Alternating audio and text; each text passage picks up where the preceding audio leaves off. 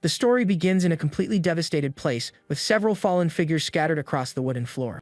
In the midst of this scene, a man in black walks, stepping over one of the fallen enemies on the ground. Then we see the scale of what happened, as our character took down dozens of opponents all by himself. He then grips the hilt of his sword tightly, preparing for the last remaining enemy.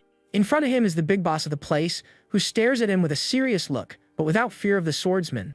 The big guy then lets out a little laugh, as if he doesn't care about the situation around him. With a cold gaze, our avenger asks if the man's name happens to be beyond Gak. Surprised, the man questions how the young man before him knows his name. The young man then replies that he figures his opponent doesn't remember him. He says he understands why, since many people passed through the Jumo fortress. But he says he still feels a little hurt and has waited a long time for this day.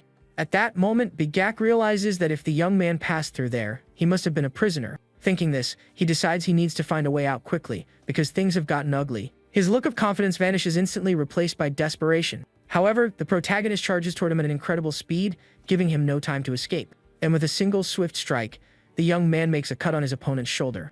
The swordsman then tells him not to turn his back, as he is still talking to him.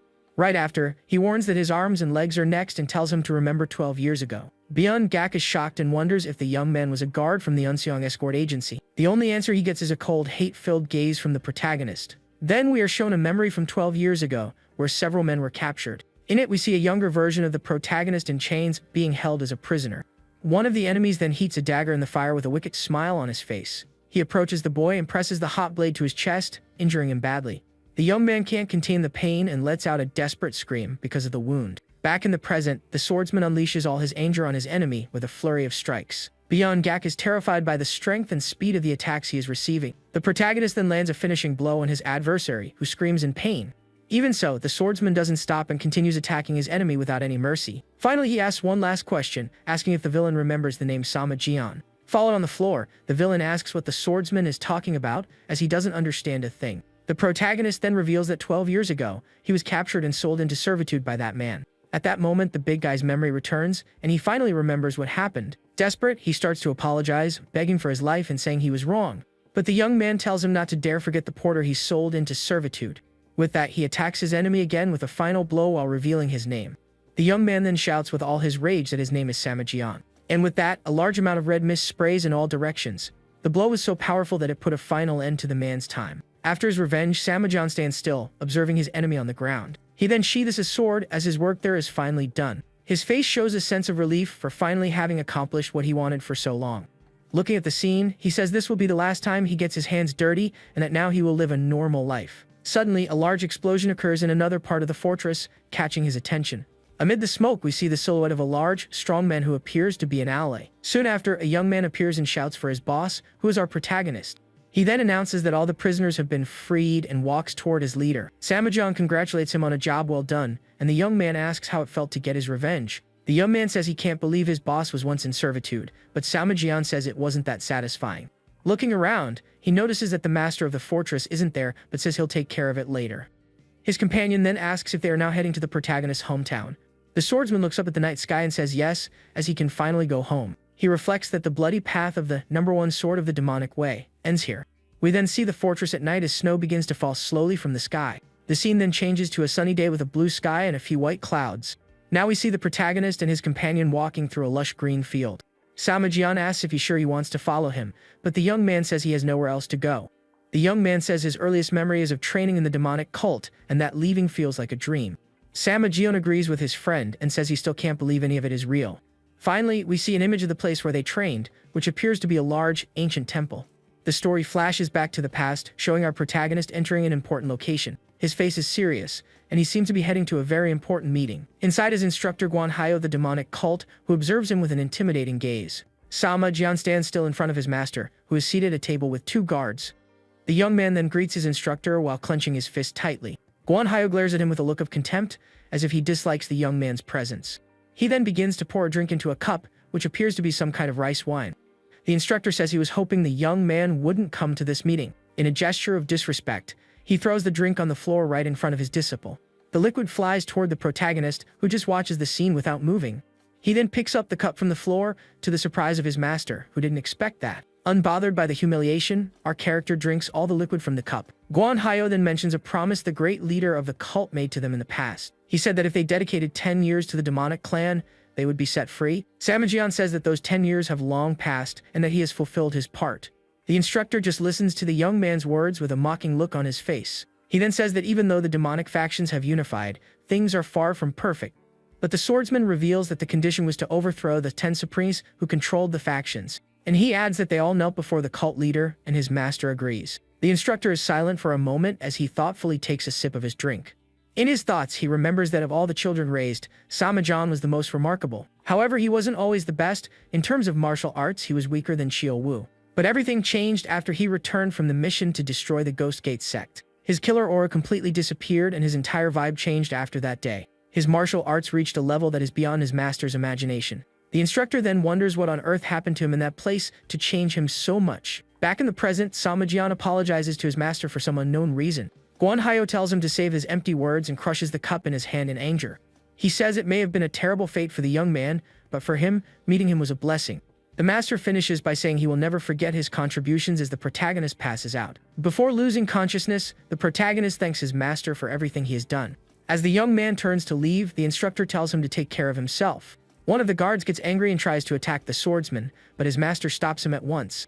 The guard is furious with the situation but can do nothing against his superior's orders. With that, Samajian leaves the room behind and is finally free to go his own way. Outside, his companion was waiting for him in hiding so they could leave that place together. The big guy says goodbye to the suckers and wonders if his family will still recognize him.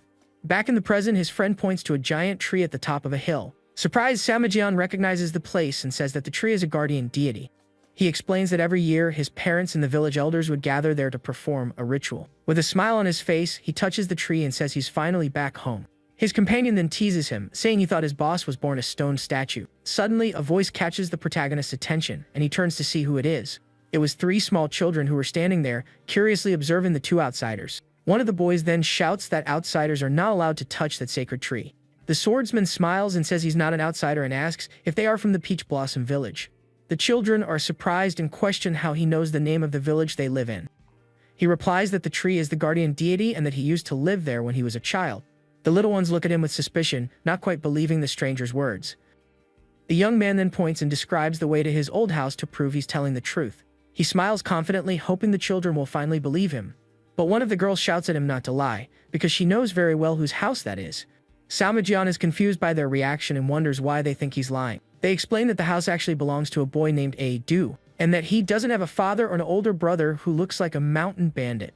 One of the girls even says he's too ugly to be the uncle of this A-Do kid. The big guy gets annoyed by the children's insults, and they run away scared of him. Samajian becomes thoughtful, repeating the name A-Do as he had never heard it before.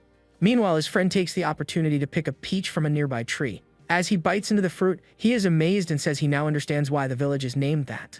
His friend offers a peach to the boss, but he refuses with a serious look on his face. The scene then shows us a beautiful landscape with a small house near a lake. Samajian walks toward the place and says that this is the house he dreamed of so much. Looking at his old home, he realizes that everything is still exactly the same. His companion then asks if this is it, and the protagonist confirms with a smile. As they get closer, a voice from inside the house asks who's there.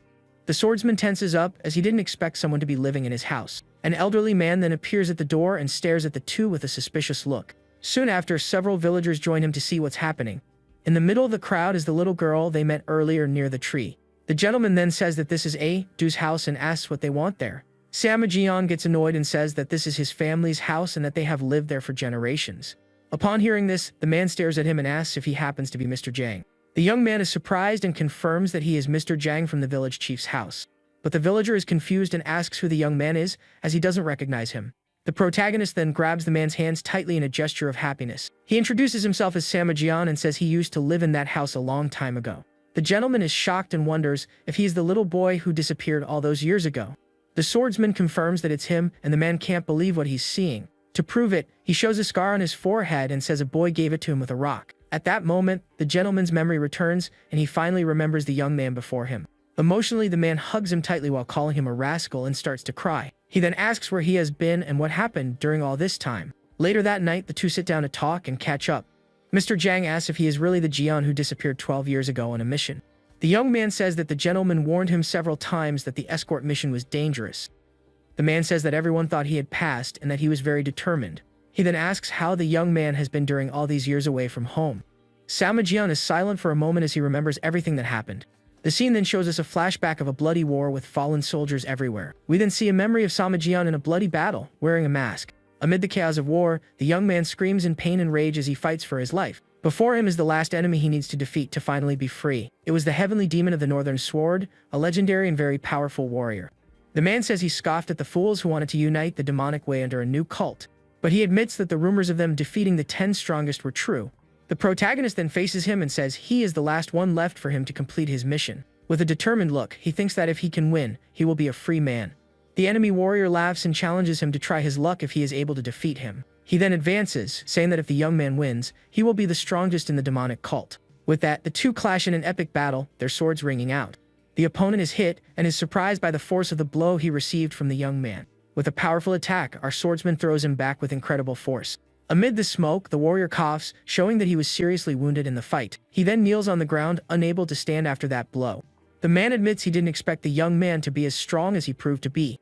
The protagonist then approaches his defeated enemy to finish the fight once and for all. With a sigh of relief, the young man realizes that his long journey is finally over. Looking at the sunset, he reflects that everything has finally come to an end after so long. Back in the present, Samajian says that Mr. Jang wouldn't believe it even if he told him. He summarizes by saying he was sold to mercenaries and wandered around until he could return. The young man then changes the subject and asks where his family went after he disappeared. Mr. Jang reveals that the young man's younger siblings left for a place called Suhong. The protagonist is surprised to hear the name of that place as he didn't expect it. The man explains that it's been 6 years and that they held on for as long as they could on their own. The scene then shifts to the two walking through the village at night under the moonlight. With a sad look, Mr. Jang begins to talk about what happened to the young man's mother. He then reveals the tragic news that Samajian's mother passed away the previous year. Devastated by the news, the protagonist goes to the top of a mountain to be alone. There he weeps desperately, saying he committed an unforgivable sin against his mother. Remembering his family, the young man kneels and wonders how he can be forgiven for his impiety. The scene takes us to Sohom, a bustling village but with a very simple and humble appearance. There, the protagonist and his friend arrive at a small house that seems to be their final destination. The swordsman then looks at the place with a sad face, for his family living in such a place. His companion notices his nervousness and teases him, asking if the boss is scared. He says it's been a while since he's seen him like this, as he usually walks into enemy territory without fear. The friend then pushes him toward the door and tells him to just open it, but it's not that easy. The young man says he doesn't know how to face his siblings after all the suffering they went through, but his companion encourages him, saying that together they can buy a new house, and he hurries him along. Determined, Samajian raises his hand to knock on the door, thinking they will never be separated again. He then knocks on the door, and a voice from inside asks who is outside the house. The door opens, revealing a young woman who surprises them both as they didn't expect it. Emotionally, the young man holds her hand and says she has grown so much, trying to introduce himself. Suddenly, the protagonist realizes that there is something wrong with the girl in front of him. The young woman stares at him with a look of fear and seems to be feeling very unwell for some reason. He then senses a large amount of yin energy in her body and wonders what happened. The girl pulls her hand away forcefully and shouts for him to let her go, as she is very scared. She then stumbles and falls to the ground, leaving the swordsman shocked, not knowing what to do. Desperate, the young man tries to explain himself, but can't find the right words to say. At that moment, a young man appears and shouts at them, asking what they think they're doing. Our hero and his friend stand still as the young man runs to help the fallen girl. The young woman then calls him younger brother, and Samajian realizes who these people are. The young man gets angry and attacks the protagonist with a flying kick for touching his sister. Samajian defends himself easily and deduces that this young man must be his brother Ho. The boy introduces himself as Guango from the Concord Mine Association and prepares to fight. He then attacks the protagonist with several martial arts strikes but misses every attack. The swordsman grabs his brother's fist and thinks about how he and his sister Jin have grown up. Furious, Ho pulls out a dagger and threatens to end his older brother's time over this. But Samajian easily grabs his hand and stops the attack before it happens. Another young man appears and tells Ho to stop, as that is not the right behavior on the anniversary of their mother's passing. Hearing about the anniversary of their mother's passing, Samajian realizes this is his brother Hyan. Hyan then scolds Ho for drawing a dagger without knowing the situation and for joining a gang. Ho gets angry saying it's not a gang, but Hyan insists he leave while the protagonist thinks about how well they've grown. With a sigh of relief, the swordsman is happy to see that all his siblings are safe and sound. Seeing an opening in his older brother's guard, Ho realizes this is his chance to attack. He then lunges with the dagger in hand to attack, but Hyan tries to stop him before he does something foolish. However, the protagonist's companion easily grabs his wrist, stopping the attack at once. The big guy's strength is so great that he manages to break the dagger's blade with just one hand. Shocked by the man's strength, Ho calls him a monster, but the big guy just smiles at the compliment. He then proudly introduces himself, saying he is the great Jumgang Yaka all conceited. Hyan questions why someone so powerful would be robbing their house if he's so incredible. The big guy gets annoyed because first he was called a bandit and now a thief, and he doesn't like it. Seeing his friend's anger, the swordsman asks him to wait as the situation is getting out of control. He then turns to his siblings and tries to introduce himself, but can't find the right words. Ho gets scared, remembering that the protagonist mentioned the Blood Axe sect before. The protagonist is confused by his brother's reaction, as he doesn't understand the reason for so much fear. At that moment, a group of unfriendly-looking men approaches them menacingly. One of the newcomers says he's never seen those people around here before and eyes them with suspicion. The leader of the gang then approaches and asks who the heck they are and what they're doing there. He then gets close to the protagonist and questions him aggressively, wanting to know what's going on. Another member of the group approaches the big guy and asks what a giant like him is doing around here. Ho then points at them and says this is the association's territory and questions what they're doing there. The protagonist finally understands the situation and realizes that these are the men from the Blood Axe clan. The leader then reveals that they have decided to take over this place and asks who this Guanko person is. Furious, Ho says the monster wasn't enough, and now they've come to finish the job. The man then tells him to cooperate and let things end more peacefully. He flashes a wicked smile on his face, as if confident that everything will go as planned. However, the swordsman acts quickly and with a precise blow, strikes the neck of the man in front of him. The attack is so fast and accurate that the enemy doesn't even have time to react and falls to the ground, finished. The other members of the group are shocked by the scene and can't believe what they just saw. Furious, one of the men shouts for everyone to attack at once and finish them. The protagonist then turns to his friend Chio, who asks him to finish them all. With a confident smile, the big guy says he got the message and prepares for the fight. The enemies charge all at once, but Chio, who is not intimidated by the number of opponents. He then faces the adversaries with a fierce look and prepares to counterattack. In the blink of an eye, the big guy defeats all the enemies with incredible speed. After the fight, he says they were just a bunch of nobodies and were no match for him. Looking at the bodies on the ground, he wonders if he went a little overboard with the force he used. The protagonist's brothers are shocked to see that he defeated those bandits in an instant. The big guy then asks if they still think the two of them are on the same side as the villains. The swordsman approaches and says they are not bandits and calls his brothers by their names. He then shows the scar on his forehead and asks if they don't recognize him after so long. Hyan looks at the scar and realizes that the man in front of him is his older brother. With a smile on his face, the protagonist says yes, and that he has finally returned home. Overcome with emotion, Hyan hugs him tightly and says he's sorry for taking so long to come back. His siblings then ask what happened and where he has been all these years. Later, they gather inside the house to talk and catch up. Chio, who says he likes the boy's attitude and that he reminds him of others who have served with them. Ho then asks why Chio, who calls his older brother captain instead of brother. The big guy makes up a story, saying he owes his life to him, but it's all a lie. The protagonist reveals that he just doesn't like calling him brother, and that's the truth. Samajian then asks how everyone has been, and his sister begins to talk about her life. She reveals that she is working in an escort agency called Pearl C. The swordsman is surprised to hear the name of the agency, as he didn't expect it. His sister says she is learning the trade from the general manager Yuk, and that Mr. Jiang didn't tell him. The young man then asks if their mother was against her decision to work in that place. Hyan confirms that she was, and that their mother was much more against it than he imagines. Ho says it was the protagonist's fault because he disappeared while working as an escort. Hyan then scolds Ho for getting involved with the back alleys and says he has no moral ground to speak.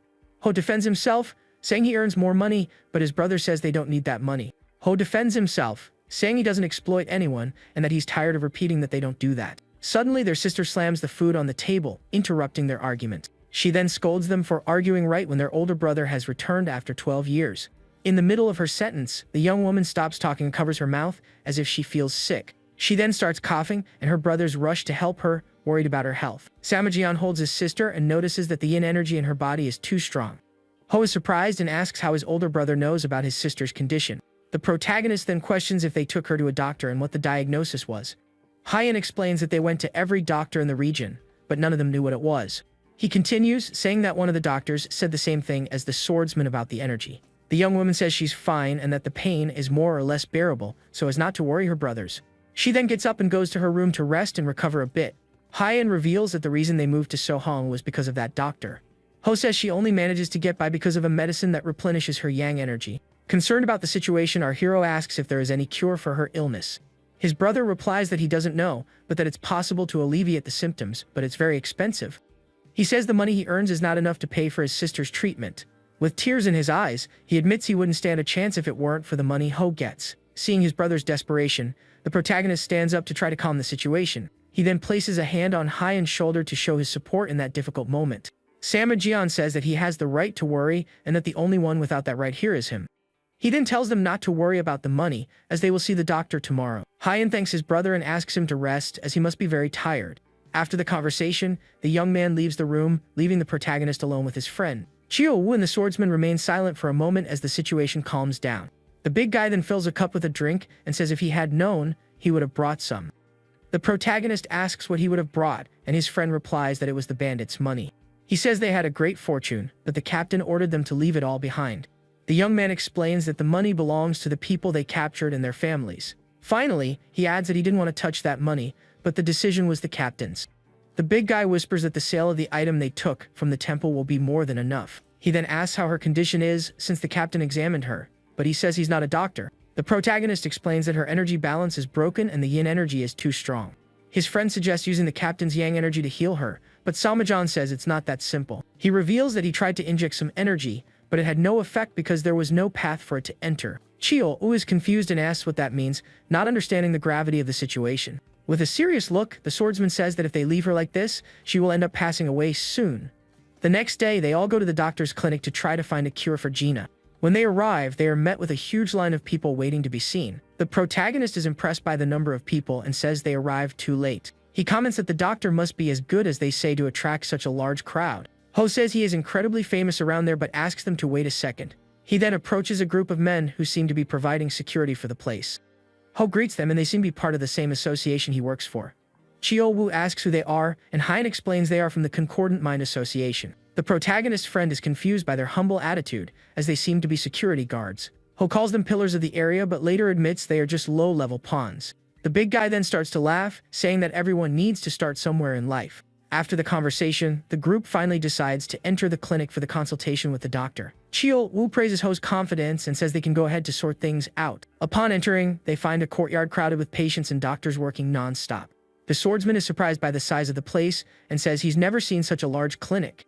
Hyen comments that he has traveled a lot but has never seen a place like that outside of Soong. The protagonist reveals that it used to be just a room with a doctor named Sasoma. His friend is impressed and says he definitely doesn't seem like some random quack. Samajian then reflects that it's incredible to think that not even a doctor like him could cure his sister. One of the staff members recognizes Ho and says he is early for his scheduled appointment. The young man asks him to inform the doctor that they are there, as things have suddenly changed. The staff member agrees and leads them inside so they can wait for his master. They then enter a waiting room where several patients are waiting to be seen. The doctor appears and says he was surprised to hear they arrived early for the consultation. He then approaches Gina and asks if her condition has worsened, but Hyen says it hasn't. Ho explains that their older brother wanted to meet him, which is why they came early.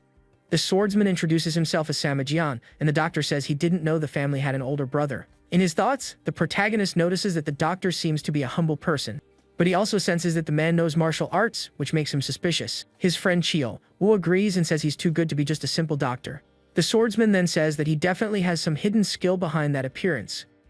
He explains to the doctor that he has been away for a long time and rushed here upon learning he was treating her. The doctor smiles and says he is glad he returned home safe and sound. He then begins to check the young woman's pulse to see how her condition is. All the brothers watch attentively as the doctor carefully performs his work. The man says her illness has always weighed on his heart and makes him reflect on his abilities.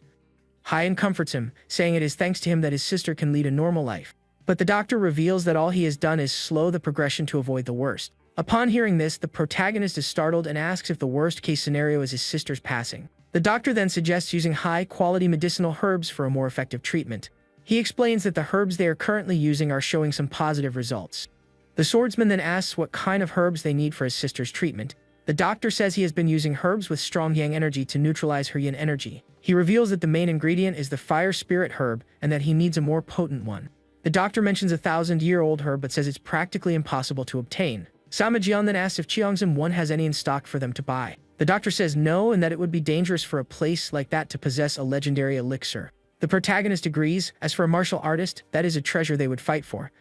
Without giving up, he asks where he can find the herb to save his sister. The doctor then asks if he has heard of the Suryo merchant group, and the young man confirms. He explains that a short time ago, the president's son contracted malaria, and they called him in a hurry. The doctor says he was shocked when the president showed him a rare medicinal ingredient. The swordsman asks if he used the ingredient in the treatment, but the doctor says no. The doctor explains that it would be a waste to use such a rare item to treat a common illness.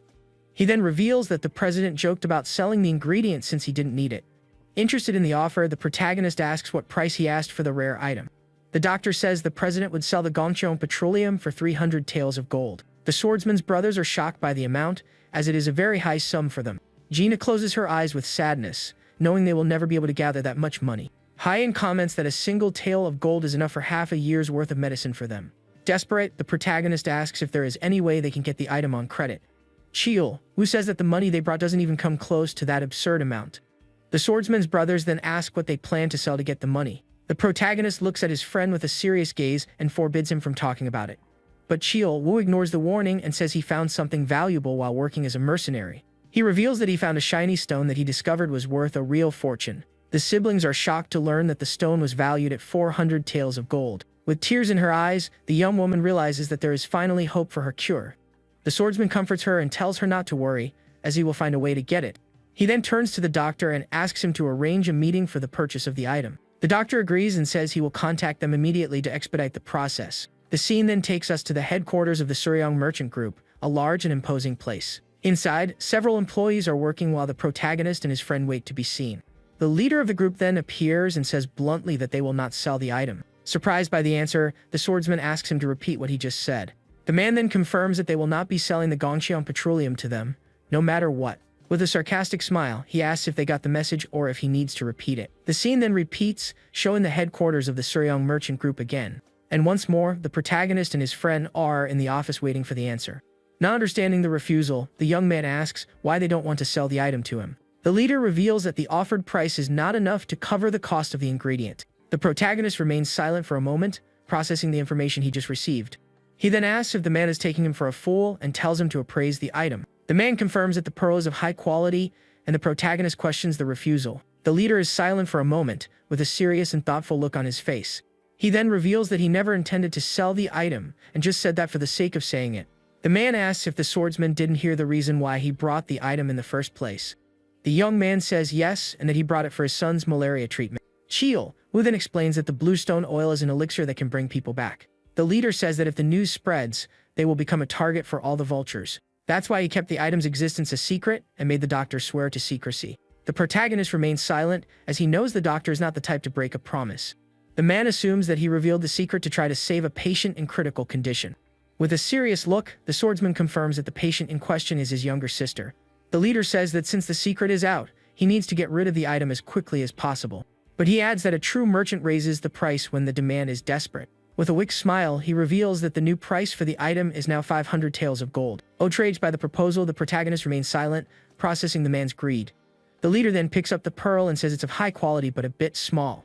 He devalues the item, saying it would be difficult to get 400 taels for it. With a look of contempt, the swordsman says that at best, it's worth 300. The man then adds a fine for the breach of confidentiality and the increased demand. Furious, Cheol Woo shouts that the old man is crazy and a total shameless scammer. He threatens to blow up the whole place, but the protagonist stops him before he does something foolish. The swordsman then turns to his friend and asks how much money they have at the moment. Cheol Woo calculates and says they have about 120 taels of gold with them. But the protagonist corrects him and says to round it down to 100 as they need money to live. He then faces the leader and asks what kind of men they seem to be to him. The man observes him and says he has the dignity of someone who has crawled through a bloodbath. The young man reveals that they walked the path of the demonic cult and took more lives than they can count. He then says he made a promise to leave that life behind and live a normal life. But he adds that his family is in peril and he can't afford to keep that promise. Finally, he asks what a man like him is capable of doing in a situation like this. The leader is silent for a moment, observing the determination in the young man's eyes. In his thoughts, he realizes that the young man is not lying and will do anything for his family. He then agrees to accept the offer but says that in return, he will have to help him with a request. Without hesitation, the protagonist accepts the deal to save his younger sister's life. The scene then shifts to a beautiful landscape with an orange sunset on the horizon. Later that night, the two friends camp in the forest and light a fire to keep warm. Cheol Woo says that if the boss hadn't stopped him, he would have finished off those scoundrels. The swordsman then apologizes to his friend for spending the money that belonged to both of them. But the big guy tells him not to worry, as they are talking about saving a life. He reveals that he only got annoyed by the way they tried to take advantage of the situation. Furious, he says he can't stand it and asks if he should go back and take the item by force. The protagonist scolds him, saying he shouldn't stain his sister's medicine with conflict. Cheol Woo agrees with his boss and realizes he is right in his words. The young man reflects that they were taken and did what was necessary to survive. He says their hands are stained and that they did everything to unify the cult. but now that they have escaped, they need to abandon their old habits to fit into society. The swordsman explains that they need to play by the rules of the Mirror World and the Great Clans. He then says that things ended well, as they saved enough for living expenses. His plan is to save Gina, find an honest job, and build a normal life together. He doesn't force his friend to stay and says he is free to leave whenever he wants. Cheol-woo apologizes and says he got carried away by emotion after everything they've been through. He comments that he can't just leave, especially when he thinks of their fallen comrades. The protagonist asks what kind of memories the situation is bringing back for him. The big guy then mentions the Gongxiang petroleum he took from the Guiman clan and gave to him. The swordsman says there wasn't that much to begin with and that it was barely enough for his size. Cheol-woo laughs and says that thanks to it, he finally perfected his diamond body technique. He then sniffs the air and says he can smell blood from some punks nearby. The protagonist asks what the problem is, and his friend says he has a bad feeling. The young man then says there's only one way to find out what's happening there. Suddenly, they hear the sound of approaching horses and prepare for what's to come. In the dead of night, a group of armed horsemen speeds through the forest. They then surround the protagonist and his friend, who were fleeing from them on foot through the woods. The men dismount their horses and prepare for a confrontation with the two outsiders. The swordsman then says it seems things won't be as easy as he imagined. The enemies mock them, saying that for a bunch of beggars, they move pretty fast. The group's leader then suggests they start the fun by taking off the two's legs. The protagonist asks if they were following them, and the man confirms with a smile. He then tells them to hand over the goods and promises they will have a quick end. If they refuse, he threatens them, saying he will make them suffer the agonies of the underworld. The swordsman and his friend look at each other confused, as they don't know what the man is talking about. The enemy then reveals that he is after the item they took from the merchant group. The protagonist realizes that the group's leader broke his promise to keep the deal a secret. He then tells them to go away, as he has seen enough conflict for a lifetime. But the man says they followed them after confirming they took the pure stone oil. He reveals that his boss was worried the old man had already used it all himself. The other men mock them and say they better hand over the item once and for all. Cheol-woo gets annoyed with the insults and asks who they think they're to talk like that. The men laugh and say there's no harm in telling, as they're already done for anyway. One of them even says that answering a dying man's curiosity is the duty of a true hero. They then introduce themselves as the elite of the Thousand Assassins gang, which rules the Knights of Hangzhou. The group's leader gets annoyed with the chatter and tells them to shut up and get ready to fight. He then tells them to choose between a quick end or a pain worse than passing itself. Cheol-woo mocks him and asks if he can't just be a pig instead. The man is shocked by the big guy's audacity and can't believe what he heard. Furious, he shouts that they dared to mock him and orders his men to attack. With eyes glowing with rage, he tells his men to give them a taste of the underworld. The henchmen then charge all at once, ready to attack the two at any moment. Cheol-woo says it's not like they have anything worth going out for anyway. The protagonist then says it seems there's no choice and that he warned them to leave. The big guy cracks his knuckles and says he can tell they've taken a few lives before. The gang leader gets angry and threatens to tear out the arrogant young man's eyes and tongue. His henchmen then draw their swords and prepare to attack at any moment. The big guy challenges them to attack, but his boss stops him before the fight begins. Cheol-woo asks him to wait a second, as something in the forest has caught his attention. The protagonist then asks what he saw, and his friend points to an approaching group. The big guy is surprised as he didn't expect anyone else to show up at that moment. A group of 3 people, a woman and 2 men, walks toward them through the woods. The 2 friends are confused, as the situation has become even more complicated with their arrival. The bandits also notice the group's presence and wonder what is happening there. The woman in the group comments that it seems they've found some merchants being robbed. She then approaches and asks if they need any help with the situation. The protagonist wonders who these people are and why they are offering help. The woman confirms that the men are members of Hangzhou's local underworld, and that they are dangerous. Cheol-woo notices that the newcomers have some skills, and that they are high-level experts. The protagonist then reveals that the real expert there is the woman and asks her for a favor. He asks if she could please give them a hand with this complicated situation. The bandits then realize that the 3 newcomers are also a threat to them. The woman's guards prepare for the fight, and she threatens them, telling them to back down. She says that if they retreat now, she will let them go and forget everything that happened. The gang leader realizes they are from a high-ranking family, but what matters is the elixir. He then gets annoyed with the young woman's audacity and orders his men to attack all of them. The henchmen advance toward one of the guards, who prepares for combat. With a cold look, the man draws his sword and calls the enemies worms. He then throws the scabbard of his sword into the air and prepares to counterattack. In the blink of an eye, he defeats all the enemies with incredible and precise speed.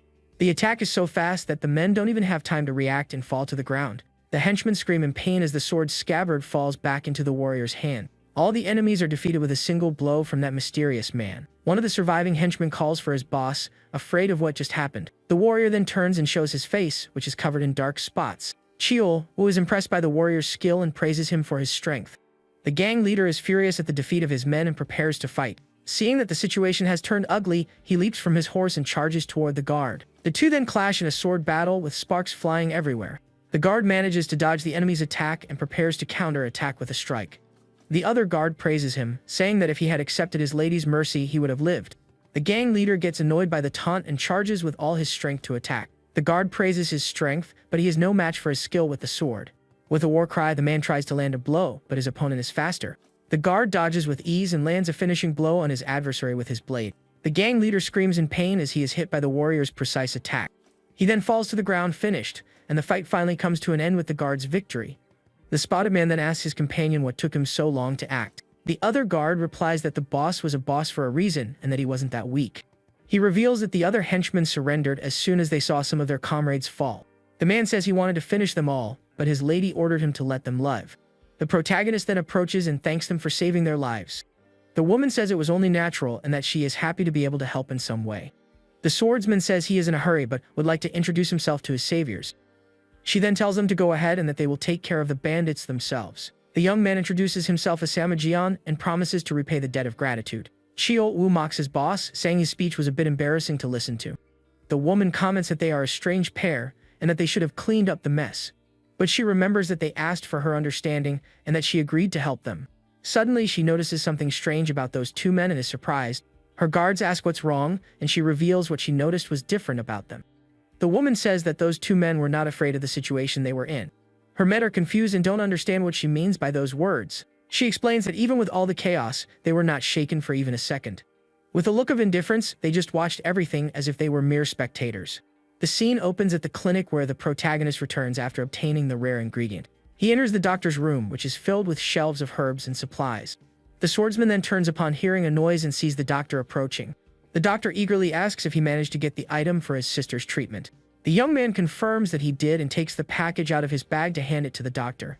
The man feels ashamed for not having gone with them, but the protagonist comforts him. The doctor then asks about the young man's sister, as she is always with him everywhere. The swordsman replies that he sent her to get the youngest and that they should arrive soon. The doctor is taken aback by the response and doesn't know what to say in this situation. In his thoughts, the protagonist realizes that perhaps they were being too impatient. He then apologizes and says he was in a hurry because he wanted to start the treatment as soon as possible. But the doctor reveals there was another reason why he couldn't go with them to the group. The swordsman is confused and asks what he means by main family and who they are. The doctor is silent for a moment with a worried look on his face. He then asks if the young man has ever heard of the medical house of the living immortal. The protagonist is shocked and says it's the famous medical clan that can bring people back. He says he knew the doctor was amazing but didn't imagine he was from that family. The doctor reveals that because of Gina's unique condition, he consulted the main family several times. But unfortunately, they couldn't send anyone because of the various plagues in the region. With a hopeful smile, the swordsman asks if a doctor from the main family has finally arrived. The doctor confirms and says he agreed to examine Gina's condition after finishing his work. He praises the other doctor, saying he is one of the best and that his own skills are just a hobby. Happy with the news, the young man bows and thanks the doctor for his kindness and help. The man says he will return as soon as possible but can't say exactly when. The protagonist tells him not to worry, as they can wait as long as necessary. The doctor has a sad look and the swordsman asks if there is some kind of problem. In his thoughts, the doctor reveals that it's difficult to give a definitive answer about an illness. He then says everything is fine and that he will contact them as soon as he has news. The scene then shows us the family's house, where everyone eagerly awaits the treatment. Finally, we see the family gathered outside the house on a sunny and peaceful day. The family gathers for a meal, and the protagonist's siblings serve him with care. Hyan then asks where their sister is going, as she got up from the table. The young man replies that she is going to a place called Wuxi to take care of some business. The swordsman comments that the place is quite far from Hangzhou, but his brother says it's not a problem. He reveals that if nothing special happens, he should be back in about 15 days. The protagonist is silent for a moment, observing his brother with a serious look. He then says he wanted to talk about the porter job he has been doing. Hyan replies that he has no choice but to continue doing that job. But the swordsman warns him, saying it's very dangerous and that he himself only returned after 12 years. The young man says he started at 17 and that he can't be afraid of things that haven't happened yet. The protagonist then says he has some money saved and that he can live without being a porter. Hyan is surprised and asks if he didn't spend it all buying the stalactite essence. Chiol, Wu and Ho are startled by the revelation, as they didn't know he had more money. The big guy tries to play it off, saying the guy was asking too many questions and he got tongue-tied. Hyan asks why he is being like that with his friend, and if he wanted to hide the money. The swordsman then suggests they buy some rice fields to have an income. His siblings start arguing about what to do with the money they have. Cheol, Woo offers to get them a good location to start a business if they want. Ho doubts he has that much influence, but the big guy says he shouldn't underestimate him. Hyan then tells him not to rush and that they need to keep an eye on Gina's treatment. He then suggests that if the protagonist is so worried, he should work with him. But the swordsman says he's not sure about doing agency work again. His sister then advises him not to make a hasty decision and to think it over calmly. He agrees and says he will think it over, and that she should think about it too. Hyan agrees to think seriously about the matter, just as his older brother asked. With the discussion over, they can finally enjoy their family meal. The scene then shifts to a bustling city with many people walking through the streets. Cheol, Woo, and the protagonist walk through the city, and the big guy complains about how tough it is. He then suggests they take a short break, and the captain agrees with the idea. With that, the two decide to stop at a local restaurant to eat some dumplings. Cheol orders 2 plates of meat dumplings and asks if the restaurant sells alcohol. The owner says he doesn't sell alcoholic beverages, and the big guy just asks for the dumplings. He then asks his captain what they will do, as there's no suitable work for them. The protagonist agrees and says that after living by the sword their whole lives, it's not easy to find a job. His friend then suggests they try a business and ask Ho for a favor to get started. He says the young man should give his family a chance to hold their heads high at least once. But the swordsman refuses the offer and says he's going to get Ho out of that gang soon. He even mocks his friend, saying he doesn't have the personality to run a business. Cheol Woo laughs and agrees with his captain, as he knows he has an explosive temper. The owner then arrives with the dumplings, and the protagonist says they should eat and think later. The scene focuses on the steaming dumplings, which look very delicious and well prepared. The big guy tries one and is amazed by their flavor. The protagonist also agrees and says they are much better than the ones they ate yesterday. He asks if the dumplings are made of pork, and the owner confirms that they are. The young man wonders if the other shop uses poor quality meat, as the difference is so great. The owner then boasts that no other shop uses such high-quality meat as theirs. Cheol Woo asks if all pork is the same or if they use different cuts. The man explains that it's not about the cut, but about the person who butchered the animal. He adds that the method is the same, but the butcher's skill is different. Suddenly, the protagonist shouts for his friend to watch out for something approaching. The swordsman is on high alert, having sensed imminent danger nearby. A wild boar then charges toward Cheol Woo, who prepares to defend himself. The animal falls to the ground, defeated by the big guy, who stands up to see what happened. The protagonist asks if he's okay, and his friend thanks him for the help in saving himself. With a smile on his face, he wonders where a pig like that came from out of nowhere. Several men then run toward the spot where the animal fell. They worriedly ask if the big guy is okay, as they saw the whole commotion. Cheol Woo says he's fine, but their pig isn't as lucky. He then apologizes for finishing off the animal and asks if they aren't going to ask for compensation. The men are afraid of the big guy and kneel on the ground, not knowing what to do. An older man appears and shouts at his employees, calling them fools. He scolds them, saying they are pathetic and that this is the 3rd time already.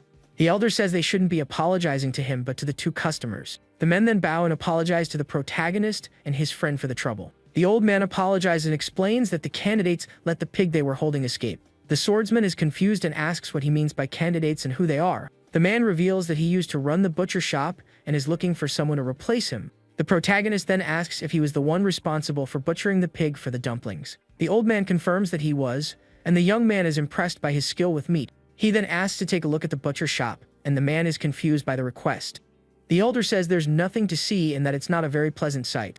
But the protagonist insists, saying it's not a very common sight to find either. The old man stares at him for a moment and realizes he is serious about the matter. He then agrees and tells them to do as they wish and takes them to the butcher's shop. The scene then shifts to an aerial view of the village with a blue sky and some white clouds. In the butcher shop, the man observes the pig on the floor and complains about his employee's incompetence. He says the fellow is useless because the customer had to do the work of catching the animal for them. The swordsman then asks why he thinks the slaughter was a complete failure. His employees try to guess and say that the placement of the pin was not right. The old man agrees with them, but says it was wrong from the start anyway. He explains that the top priority is to ensure the animal doesn't realize what is happening. The men mock him and ask how they would know, and if he wants them to communicate with them. The old man is silent for a moment with a look of disapproval on his face. He then approaches a pig that is eating peacefully from a bowl. The elder tells them to watch closely and kneels beside the animal. He then positions the pin on the pig's head without it noticing what is happening. The employees are shocked because the animal went crazy just by looking at the pin before. The old man explains that the pig didn't sense any intent to harm coming from him. He adds that nothing reacts more sensitively to that intention than an animal. With a serious look, he demonstrates his intention, and the pig gets scared at once. Frightened, the pig lets out a grunt and drools with fear from the man's killing intent. Cheol Woo is impressed by the old man's ability to control his killing intent. He then asks if the elder is some kind of master. The protagonist says no. The old man explains that only when they reach the point of not exposing their intention will they be ready. Everyone is shocked by the butcher's display of skill and watches him intently. The employees are left with their mouths open, unable to believe what they just witnessed.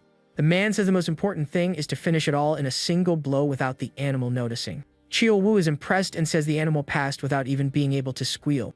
The old man then scolds his employees and tells them to hurry up, as the work has just begun. He hurries them along and tells them to drain the animal's blood as quickly as possible. The big guy comments on the old man's lungs and wonders if all of that is really necessary. A cleaner explains that the man has no children and is looking for someone to carry on his reputation. Chio-woo says he doesn't see anything special in butchering animals, but his boss scolds him. The protagonist says the old man dedicated his entire life to it and reminds him of Master Bolto. The big guy asks if it's the same thing, and the swordsman says it's not just his voice. He adds that Master Bolto's physique was also truly massive and imposing. Chio-woo laughs and says he's heard that a lot and that he probably favored him because of his size. The protagonist then makes a decision and says they will take over that butcher shop. He explains that they searched all day but couldn't find any place to work. The young man says he wants a job he can be proud of and that hiding the past is already a burden. He then approaches the old man and gets his attention to make his proposal. The protagonist says that he and his friend would like to apply for the job as well. The man laughs and says he supposes the job looked easy after seeing what he did. He then turns to the customers and apologizes but asks them to come back another time. The swordsman says no, and that they wouldn't think that after seeing his strike. He praises the old man, saying his skill truly conveyed the weight of his years. The man is silent for a moment, observing the young man with an intrigued look. He then tells him to wait a moment and takes them to a barn full of pigs. The old man then comes down the stairs with a pig following him closely for the test. The protagonist faces the animal with a serious look and prepares for the challenge ahead. The old man says that to take over the place, he needs to at least know how to do the butchering. The protagonist admits he has never done it before but is willing to try to learn. He then kneels beside the pig and prepares to perform the slaughter for the first time. With a quick and precise movement, he perfectly positions the pin on the animal's head. The old man is shocked by the young man's skill, as he made it look very easy. He then wonders how the young man managed to master something he spent his entire life learning. The man questions if he has really never learned to do that before in his life. The swordsman replies that he just followed what the old man did in the previous demonstration. He then turns to his friend and shouts for him to hurry up and hang the animal. Chio-woo says he gets it and approaches to grab the pig, which is still eating. The elder is shocked again to see the strength of the big guy, who lifts the animal by himself. He thinks that to lift a pig of that size, it would take 3 or 4 men. The protagonist's friend then hangs the animal with chains and asks if they really need to use them. The old man is confused and asks what he means as he doesn't understand his question. Chio-woo then climbs onto a wooden beam and prepares to do something impressive. The swordsman and the butcher are surprised and don't understand what he is planning to do. Suddenly, the big guy jumps from the beam with the pig in his arms and dispatches it in mid-air. He says that in the end, they just need to get the job done anyway. The old man is speechless at the scene and realizes that these two are not ordinary people. He then asks if they are martial artists, and the protagonist says they used to be. The man questions why they would want to do this kind of work if they are so skilled. With a determined look, the swordsman replies that they just want to try living normally. The elder says that if they dedicated themselves, they could find much better work out there. In his thoughts, he realizes that these young men have not had a very peaceful life. With a sigh, he regrets that there isn't much time to teach them everything he knows. The protagonist then bows and asks the old man to teach them the art of butchery well.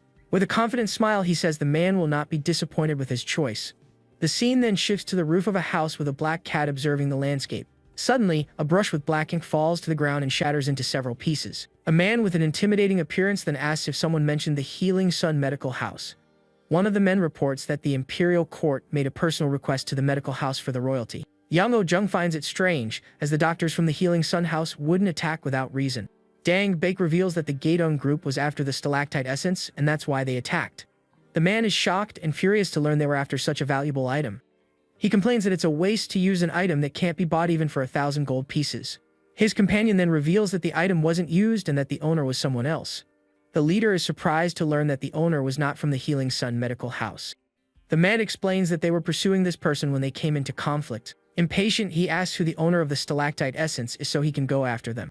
His companion reveals that it is a man named Samajian who came from Shoxing to treat his sibling. With a wicked smile, the man says he didn't know that Old Pig had the essence.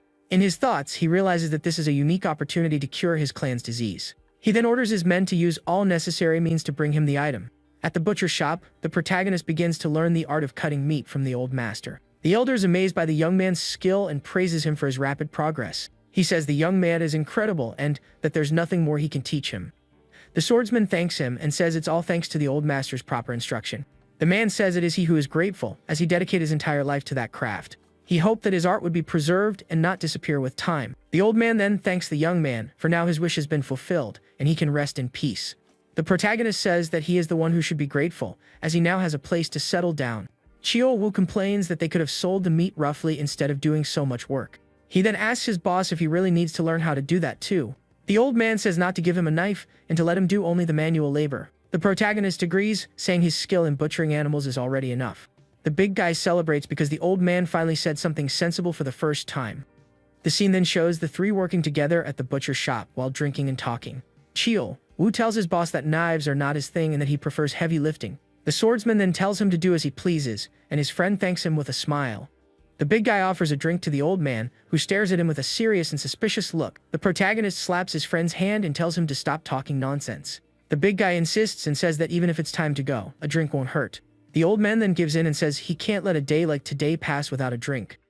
Hein observes the scene with a serious and worried look about what is happening. He then turns to the butcher's shop and says to himself that they have really shaken things up. Suddenly, his sister appears and asks when he arrived, as she hadn't seen him. Hein scolds her for working and says she needs to rest because of her health. He reveals that their older brother took over the butcher shop and that she already knew about it. The young woman tells him to stop cleaning as their brother worked hard to get the place. Hein then asks if business is going well, but the protagonist says not yet. He explains that it's only been a few days since the old owner passed and that it's unreasonable to expect success. His sister says that he went to sleep peacefully on the night their brother took over the butcher's shop. The protagonist asks when she arrived and says he was worried about her being late. Hein says everything is fine and that he didn't get into any accidents on the way. He comments that the escort run was as fast as lightning, and the protagonist smiles at the news. The young man says he never imagined he would take over a butcher shop of all things. His brother is worried because it's a very famous butcher shop and the old owner was something else. He warns that if their skills fall short, they will be endlessly cursed. But the protagonist tells him not to worry, as he is confident and they will work hard. Suddenly, he comes running and shouting for his brother with urgent news. The young man asks what happened and what made him so agitated. Ho runs in, shouting that they're here, but his brother grabs him by the ear. The boy screams in pain as his brother pulls him into the butcher shop forcefully. Chio-woo tells him to stop talking nonsense and explain what's happening to cause such a commotion. The big guy threatens him by showing his fist, and the young man begs him to let go. Ho says he found the doctor sent by Chiang-someone and that he is waiting for them. He reveals that the doctor has arrived in Hangzhou and told them to bring the youngest along. Upon hearing the news, the young woman has a look of hope and anxiety on her face. The protagonist then says they should go right now and takes off his work apron. The scene then takes us back to the clinic where they wait for the doctor from the main family. The doctor greets them and says he was waiting for them at the clinic. The protagonist apologizes for the rush and says they ran as soon as they got the message. But the doctor says the doctor from the main family also wanted to see the patient as soon as possible. He then introduces the woman who is with him in the forest and says she is Wang Yang. The swordsman is shocked to see the woman who helped them escape from the bandits again. She smiles and comments on the coincidence of meeting again in such a way. Her guards then realize that they now understand why those scoundrels attacked them. The doctor is confused and asks if they have met before, as he doesn't know the story. The protagonist explains that they received help from her when they went to get the stone oil. The doctor is surprised and says that fate truly works in mysterious ways. The young man says he has always regretted leaving in a hurry without properly thanking her. But the woman tells him not to worry, as they were in a hurry to get the item. The swordsman then introduces his sister to her and says she will be the one examining her. Gina introduces herself and says she is eagerly awaiting the doctor's help for her illness. The woman praises her, saying she is as beautiful as a fairy and that she should be the one asking for cooperation. She explains that the illness is not something a doctor can cure alone and that they need to fight together.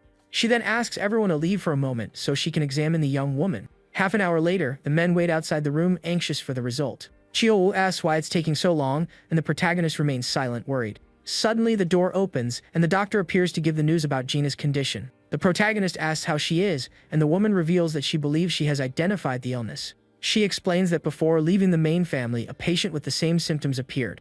The doctor reveals that the young woman was born with the celestial divine veins of yin, not the meridians. She says that if she hadn't found the records in the archives, she would have never identified the condition. Chio-woo asks if the illness can be cured, but the doctor cannot give an answer. She explains that the other patient had already missed the right time for treatment. The big guy then asks what happened to the patient from the records and if he survived. The woman is silent for a moment with a serious and worried look on her face. The protagonist stands outside the room and wonders if everything will be okay. Finally, the scene ends with the young man sitting and anxiously waiting for the final result. One of the brothers asks when they will have the results, but Samajian says it hasn't even been 10 minutes. The protagonist and Chio, who wait in silence, while the swordsman looks very worried. In his gaze, we see the affliction and anguish he is feeling in that moment of waiting. The doctor then comes out of the room with a serious expression on her face, without saying a word. Seeing her face, the young man quickly concludes that his sister's treatment has unfortunately failed. The woman then confirms his suspicion and says the treatment didn't work, and he asks why. She explains that the yin energy had already spread throughout the girl's body, rendering the medicines useless. Furthermore, her condition is much more powerful and critical than other similar illnesses. The other doctor is shocked, as it is already rare for someone with a similar condition to live past 18 years. The doctor reveals that the other patient only lived until 21 because of the pure blue stone oil. Our hero is disappointed to learn that even with the medicine, the other girl did not survive. But the doctor says that if the main family's acupuncture had been used, the situation would be different. Samajian then begs her to take good care of his sister, as she is very precious to him. The woman is silent for a moment with a thoughtful look on her face after hearing the request. The swordsman tries to meditate to calm himself, but his mind can't stop thinking about the worst. He wonders what he will do if something goes wrong and how he can save his sister. Chio Wu complains that the wait feels like 2 hours, while Ho starts to cough beside him. Suddenly, the young man is startled as he hears something approaching them in the darkness. His friend asks what it was, and the protagonist confirms that there is someone else there with them. With a serious look, the swordsman says it seems they have an unexpected visitor. With that, he and his companion stand up and look toward a nearby bamboo forest. The place is covered in a dense fog that makes it difficult to see and hides what is to come. Amid the fog, several mysterious men are hidden, waiting for the right moment to attack. One of the men tells his leader that the central guard is coming and they need to hurry. The group's leader reveals that their main objective is the pure blue stone oil they took. He then calls for the leader of Squad 3, who immediately responds to his call. The man orders them not to let anyone escape and to protect the front gate first. With the orders given, the henchmen charge all at once to start the surprise attack. But Chio Wu suddenly appears and calls them scoundrels with a confident smile on his face. The men are shocked by the big guy's sudden appearance and stop in their tracks. With a quick move, the big guy blocks an enemy's attack with his hand. The group's leader is shocked by Chio Wu's strength and can't believe what he's seeing. The protagonist's friend then asks who the heck they are and why they are attacking them. He even teases them, saying they are a bunch of idiots dressed in the same way. In his thoughts, the enemy realizes that the big guy is an incredible master to cause so much damage. But he also notices that this man doesn't look like the Sama Jian they're looking for.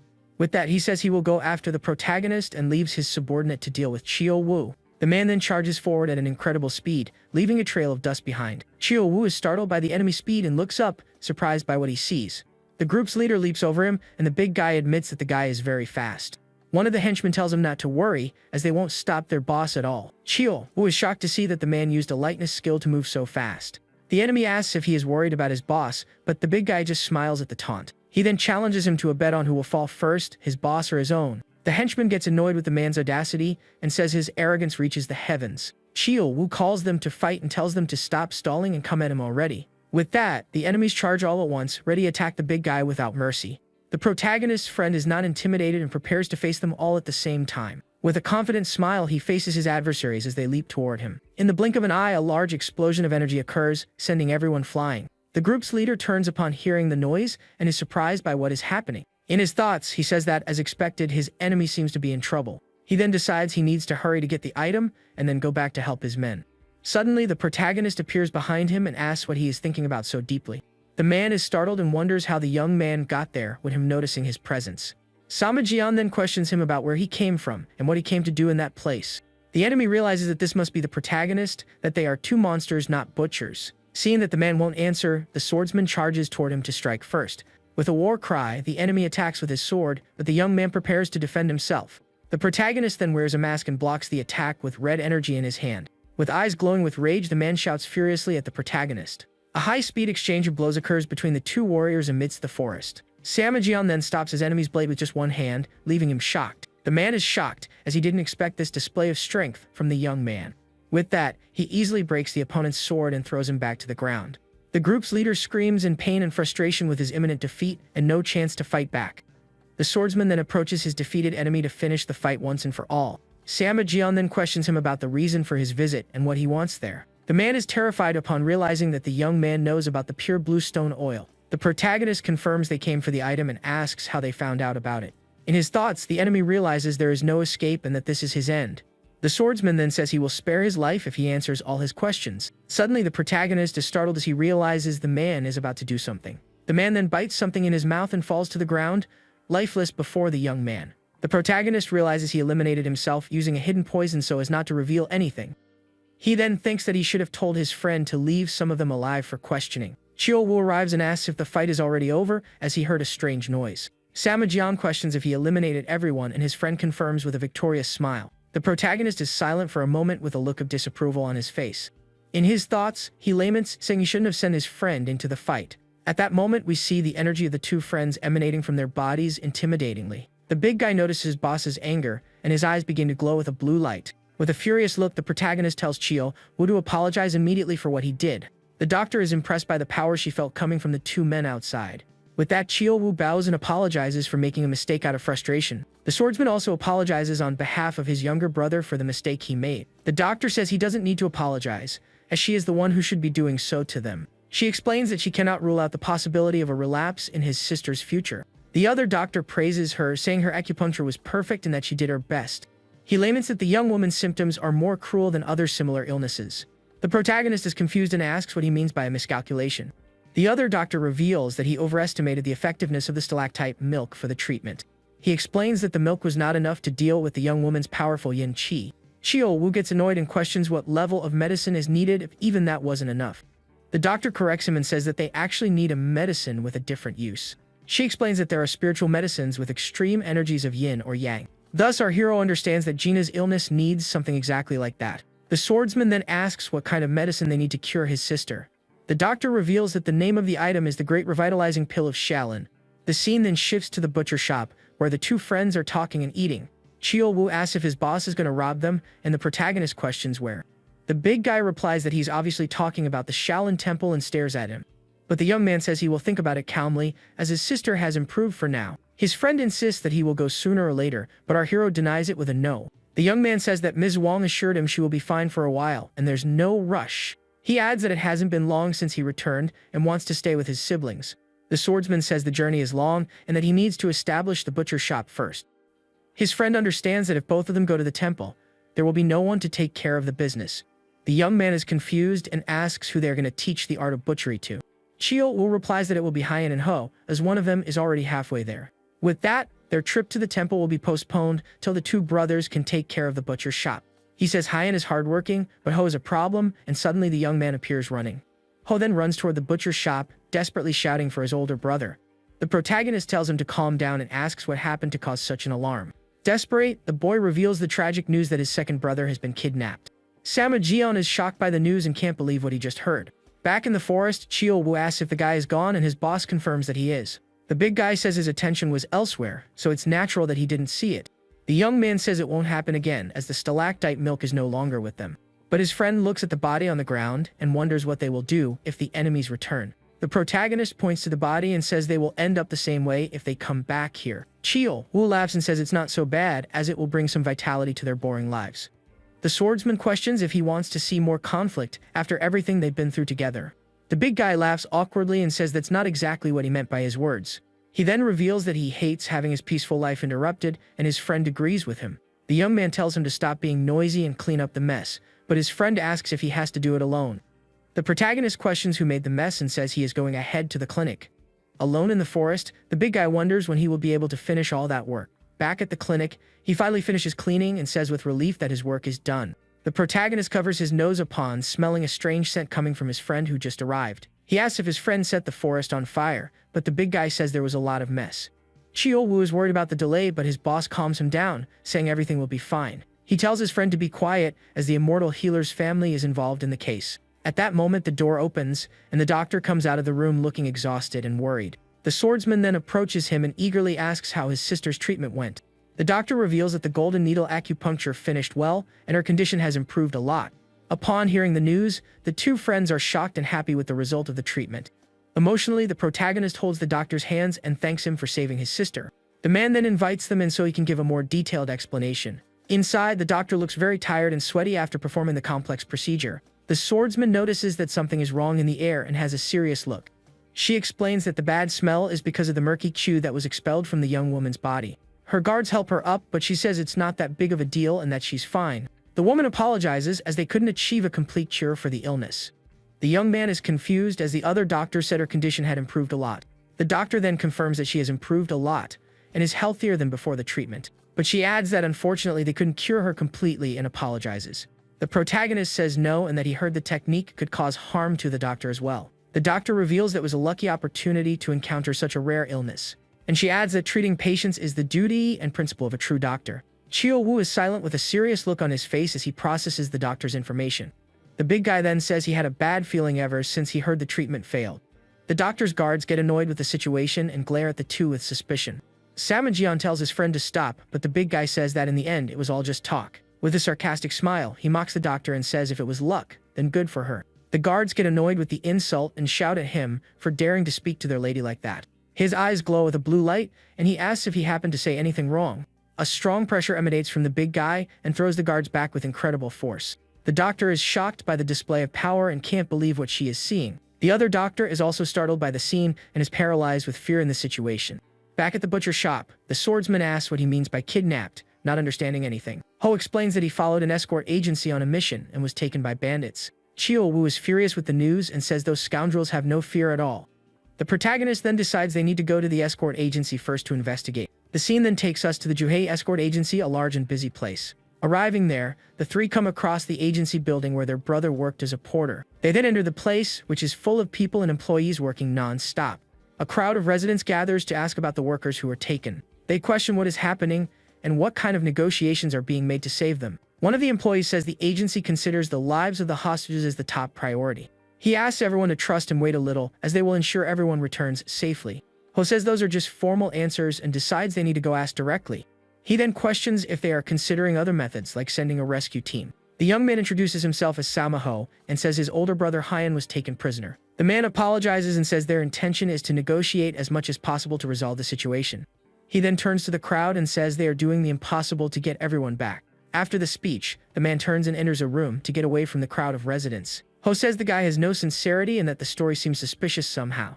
He then finds a colleague of his brother named Jang Seong and calls him over to talk. The young man questions if they are really negotiating as the man told the crowd.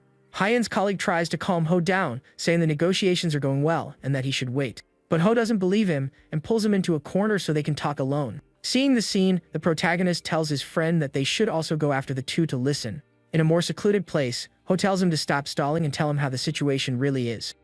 The young man then reveals that the bandits are asking for an absurd amount of money for the ransom. Ho asks how much they want, and his brother's colleague reveals it is 100 gold coins. The young man is completely shocked by the revelation, as it is an impossible amount for them. His friend is also startled and confirms that they really asked for 100 gold coins. At that moment, the swordsman and his friend appear, and the young man explains that their sister passed out. Worried, he asks what happened to Gina and Chio, who says she was shocked by something. The protagonist then confirms that she is fine now, so as not to worry his brother's friend. Upon hearing the news, the young man lets out a sigh of relief, knowing she is out of danger. The big guy then wonders where a small agency like that would get so much money. But Hyan's colleague says the agency is quite large for the region, and not that small. Chio-woo grabs him and asks if they are planning to send a rescue team to save them. The young man is shocked and asks how he knows, since everyone is keeping it a secret.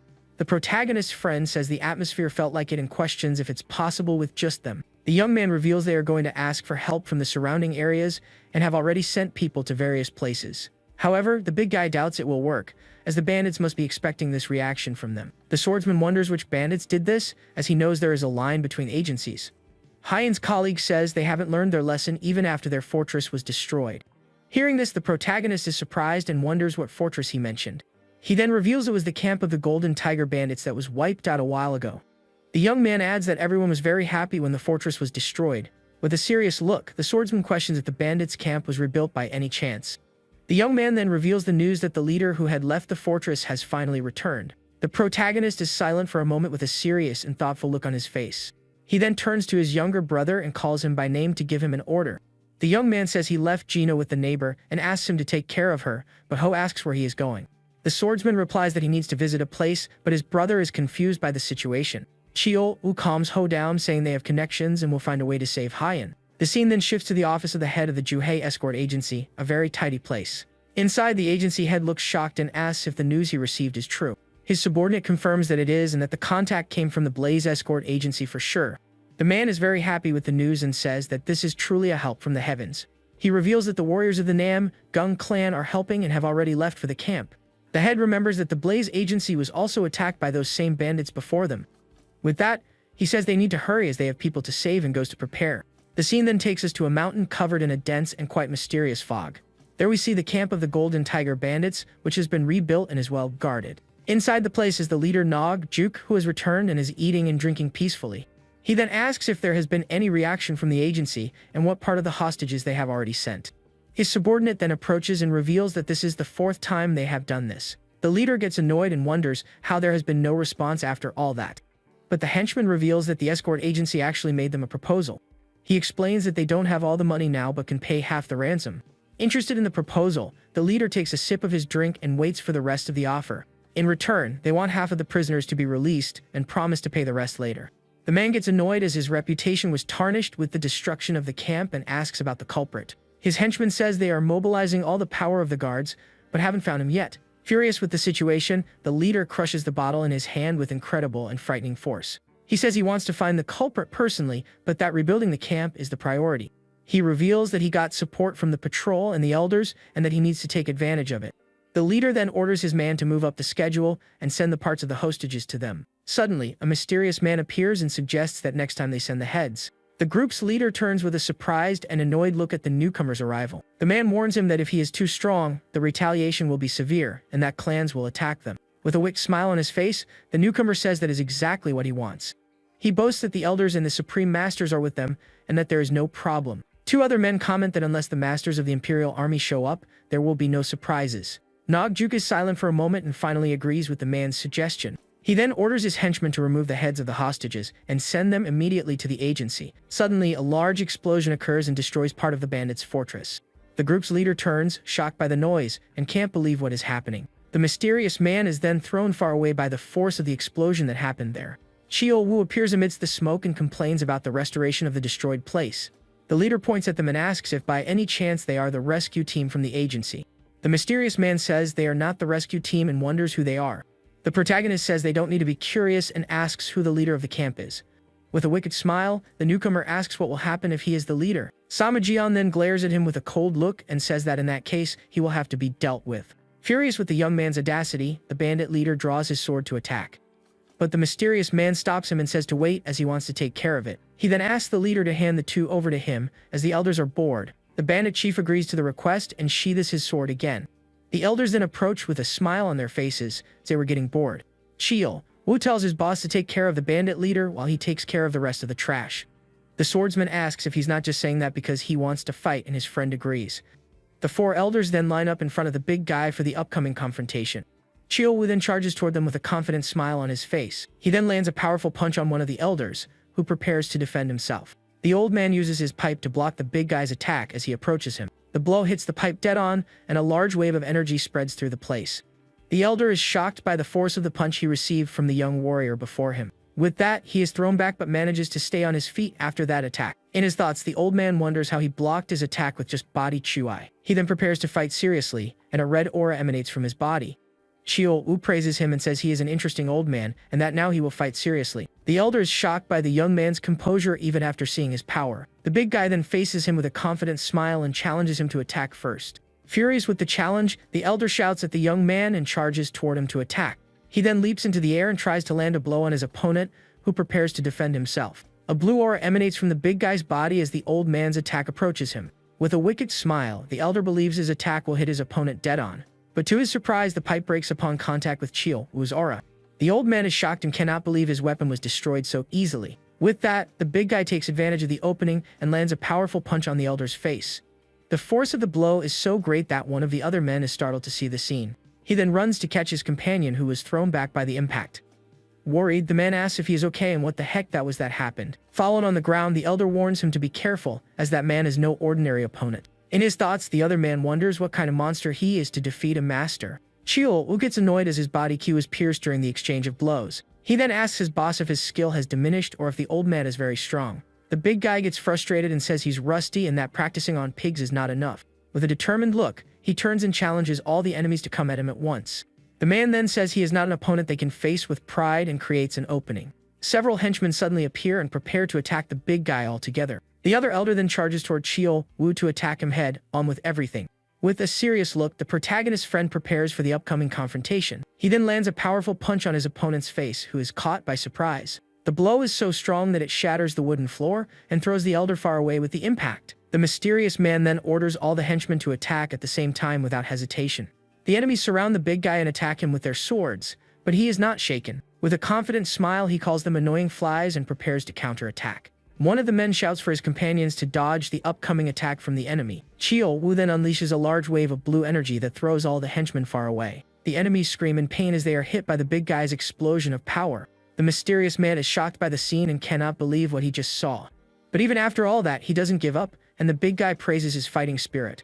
The elder shouts at the big guy and says he admits he is strong, but that he won't go down alone. He then charges toward Chio Wu with a determined look on his face, ready to attack. A fiery aura emanates from his body, and he prepares to use all his power at once. But the protagonist's friend says that is just an old man's wishful thinking. He then charges forward at an incredible speed, leaving a trail of dust behind. A large explosion occurs, and a wave of blue energy spreads throughout the entire area. The elder coughs and is thrown back by the force of the blow he received from the big guy. With a powerful attack, Chio Wu hits him squarely and throws him to the ground with incredible force. The mysterious man is shocked to see the scene and cannot believe what happened. The force of the blow is so great that the wooden floor breaks with the impact of the body. The enemy then uses one of his henchmen as a shield to protect himself from the big guy's attack. Desperate, he begs for his life and asks the young man to wait a second before attacking. He reveals that his father is the high leader of the 18 branches of the Green Forest to try to save himself. But Chio Wu doesn't care and hits him with a precise blow that throws him against a pillar. The big guy then says that sometimes this kind of fun is cool and throws the body to the ground. He tells his boss that the fight is over, and the protagonist says there's only one enemy left. With a cold look, the swordsman faces the bandit leader and says that now it's his turn. In his thoughts, the man realizes his opponent defeated the masters in an instant. He decides he needs to sacrifice his guards and flee to be able to fight another day and survive. The protagonist then reveals that they were the ones who destroyed the camp the first time. The bandit leader is shocked by the revelation and cannot believe what he heard. With eyes glowing with rage, he faces the young man and promises to finish him. Furious with the revelation, the man shouts that he will end the protagonist's time because of this. The scene then shifts to a dense forest where a group of warriors walks through the woods. We then see that they are the rescue team that was sent to save the hostages from the bandits. One of the men complains about the thorns and vines that are blocking their path. The team leader apologizes and explains that to avoid the enemy's eyes, the path is difficult. Another man comforts him, telling him not to worry as he is still young and inexperienced. He then turns to his men and reminds them to keep the prisoner's safety in mind. The leader orders them not to act recklessly and put them in danger, and everyone agrees. The rescue team leader thinks for a moment and decides to continue moving forward. He then tells his men to keep moving, but suddenly he stops and looks back. His nephew asks what happened and why he suddenly stopped in the middle of the path. The man then reveals that a fight has started just ahead of them in the forest, and the young man is surprised. He says it seems the fight is already over, and his nephew wonders if another group acted first. The leader says he doesn't know, but they need to hurry to get to the location as fast as possible. Back at the fortress, the bandit leader charges toward the protagonist to attack him. A high-speed exchange of blows occurs between the two warriors who face each other. The swordsman dodges all of his opponent's attacks with incredible and precise speed. Furious, the man asks if he is just going to keep dodging his blows without fighting back. The young man then questions if he is really indignant about the current situation he is in. Samajion asks if he is indignant because his home is being destroyed at that moment. The leader says yes, because he built that fortress with his entire life and will get his revenge. The swordsman then questions if he thinks it's a waste to lose a place that oppresses the weak. The man says that's what bandits do and asks what that has to do with the young man. With a quick move, the protagonist lands a powerful punch on his enemy's face. The blow is so strong that it throws him back and makes him fall to the ground with a great impact. The wooden floor breaks with the force of the man's fall, who screams in pain from the attack. With a cold look, our hero approaches and asks what that has to do with him. He then reveals that 12 years ago, he was captured and sold like cattle to the demonic cult.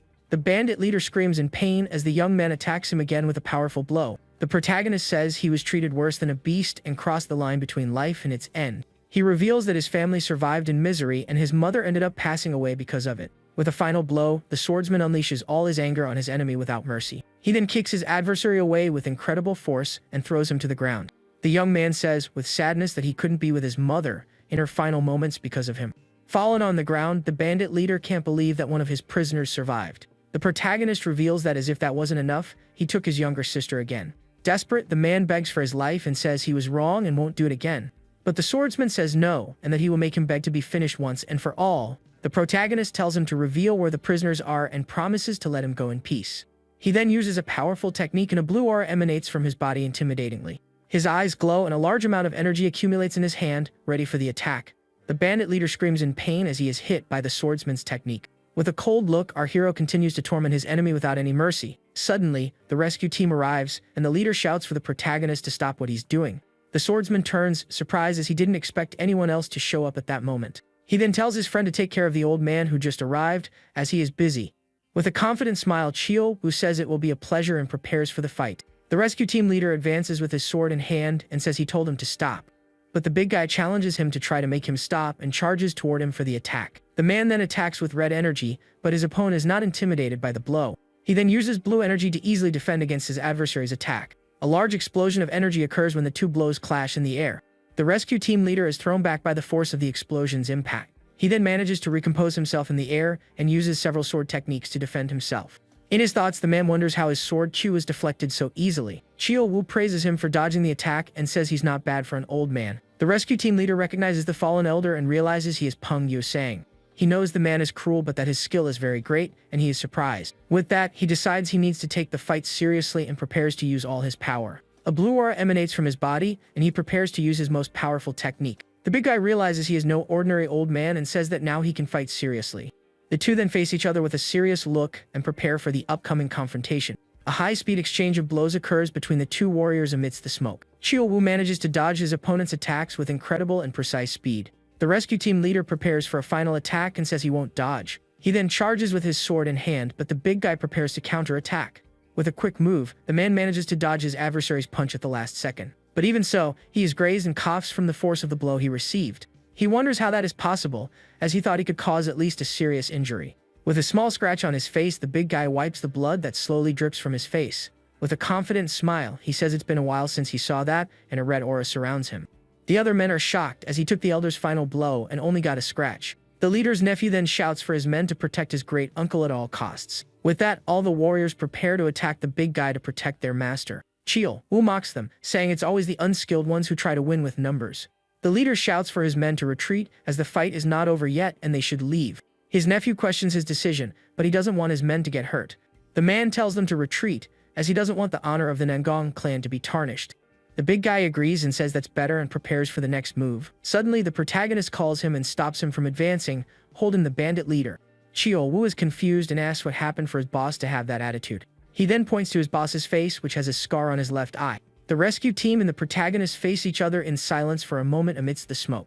The swordsman then asks if they are from the Nangong clan, and a man with a scar appears.